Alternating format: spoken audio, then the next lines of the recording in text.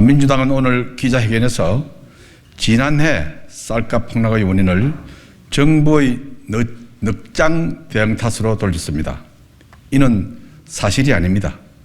문재인 정부 시절, 즉 2021년 10월 20만 톤이 넘는 초과 생산량이 예상되었지만 아무런 조치를 취하지 않다가 쌀값이 폭락하기 시작한 12월 말에서야 뒤늦은 시장 격리 대책을 발표한 결과 사상 최대치인 25%에 가까운 하락률을 윤석열 정부에게 떠넘겼습니다.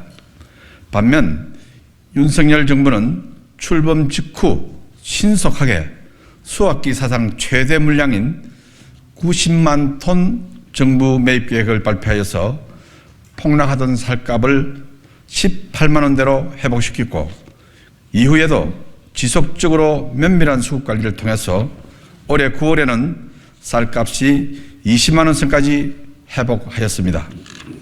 올해는 지난해 대비 생산량은 감소했으나 농협의 매입 물량 증가에 따른 일시적인 재고 부담이 산지 쌀값 하락으로 이어지고 있는 상황을 감안해서 정부는 지난 11월 8일 산물뼈 12만 톤 전량 인수, 정부 양곡 40만 톤 특별 처분 등과 같은 쌀값 안정 대책을 신속하게 발표한 바 있습니다.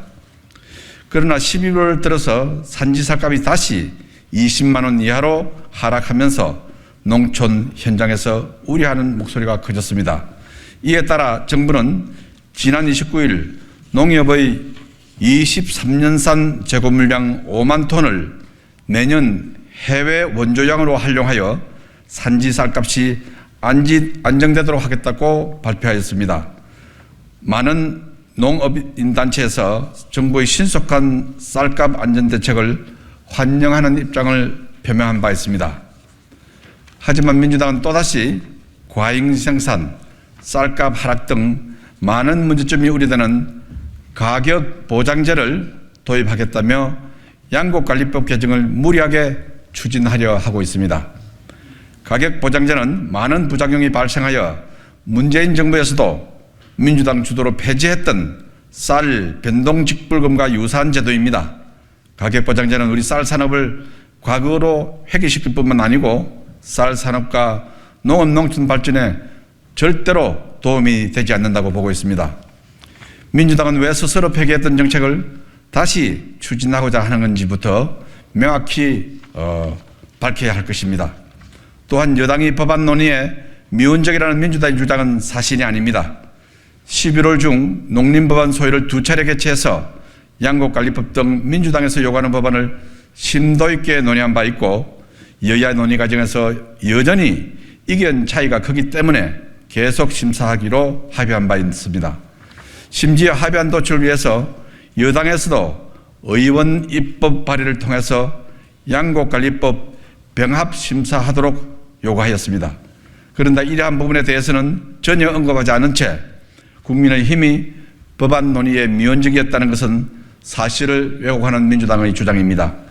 오히려 국민의힘 농해수위 의원들은 지난 11월 17일 개식용 종식을 위한 로드맵 발표 이후 여야 모두 당론으로 정해졌던 이 문제를 전혀 이견이 없는 개식용 금지 특별법안을 논의하기 위해서 원포인트 농림법안 소위 개최를 2주째 요청하고 있습니다. 그런데 민주당은 뚜렷한 이유 없이 오늘 이 시간에도 소위 개최에 대해서는 응답이 없는 상황입니다. 작년 민주당이 무리하게 추진했던 양곡관리법 국회 처리 과정은 한마디로 국회의 합의 절차를 깡그리 무시한 거대 야당의 거짓, 날치기 처리의 반복이었습니다. 그런데 민주당은 총선을 앞두고 또다시 농해수위를 정쟁의 장으로 몰아넣고 농심을 외면한다며 다시 반드시 국민의 심판을 받을 것으로 생각합니다. 민주당은 총선용 무리한 입법 처리 시도를 당장 중단하시고 1천만 반려동물 가족들과 약속한 바 있는 개시종 금지 특별법안 논의를 진전시키기 위해서 농림법안 소위 개최에 적극 협조해 주실 것을 촉구하면서 정부는 올해 쌀 가격 20만 원 유지를 위해서 절치부심하고 있다는 말씀을 꼭 드리겠습니다.